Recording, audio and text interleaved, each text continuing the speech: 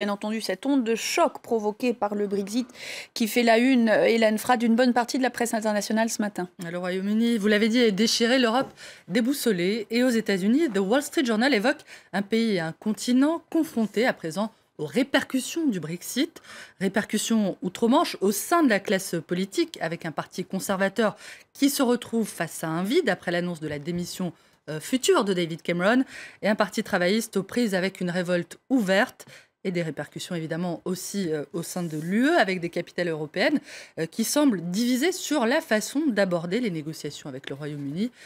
Alors que The Wall Street Journal scrute l'impact politique du Brexit, The China Daily semble s'intéresser davantage à ses conséquences économiques et commerciales, notamment à ses conséquences sur les échanges entre la Chine et le Royaume-Uni, à propos desquels le quotidien évoque de nouveaux espoirs, l'espoir d'un nouveau départ.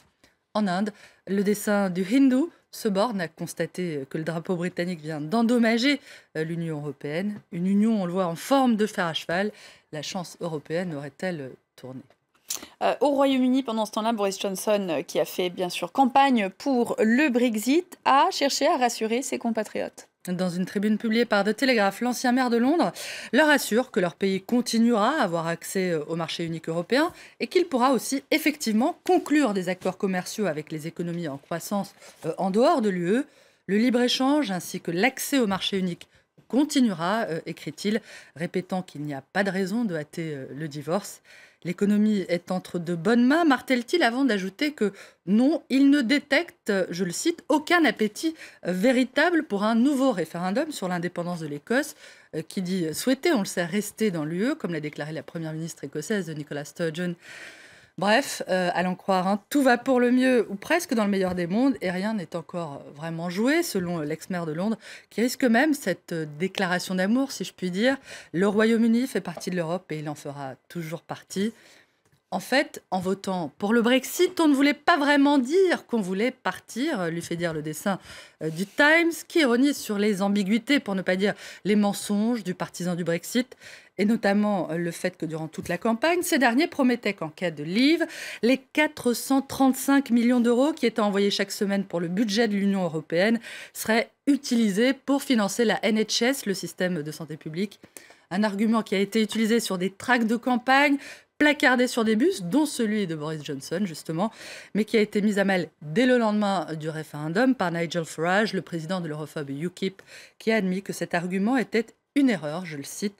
En ira-t-il de même avec l'argument du contrôle des frontières ? En fait, on ne voulait pas dire qu'il y aura moins de migrants. On prend la direction maintenant de l'Espagne où les législatives ont placé le Parti populaire du Premier ministre Mariano Rajoy en tête, devant les socialistes, mais aussi largement devant le Podemos. Comme lors des législatives de décembre dernier, la droite l'emporte effectivement, mais sans obtenir de majorité absolue. Entre-temps, les conservateurs ont tout de même gagné 14 sièges supplémentaires, ce qui amène le journal de droite El Mundo à assurer que les Espagnols viennent d'offrir une nouvelle chance à Mariano Rajoy et ont voté en faveur d'un Iglexit contre Pablo Iglesias, contre le chef du parti anti-austérité, j'en perds mon latin, Podemos, dont la formation, qui est alliée aux anciens communistes d'Izquierda Unida, avait obtenu près de 24% des voix en décembre, mais ne recueille que 21% des voix cette fois-ci. Pour le changement, peut-être faudra-t-il attendre plus longtemps que ce que nous voulions, a admis Iglesias hier.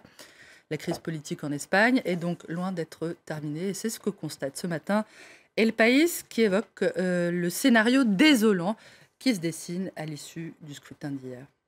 Et on termine avec une bonne nouvelle tout de même, Hélène. Non, Mélissa, je ne vais pas vous reparler de la victoire des Bleus hier face à l'Irlande, 2-1, et non 2-0, comme je m'en suis enflammée tout à l'heure, mais de la décision du groupe Unilever, qui regroupe notamment plusieurs entreprises cosmétiques, de mettre un terme à ces campagnes de pub sexistes, youpi. C'est une info qui nous est rapportée par The Economic Times en Inde, qui cite ce chiffre, Mélissa, sur lequel je vous laisse tout loisir de méditer. D'après le géant anglo-néerlandais, seuls 2% des publicités diffusées à la télé mettent en scène des femmes intelligentes. À quand un référendum sur la question ? Je pense qu'il est grand temps. Merci beaucoup Hélène Frade.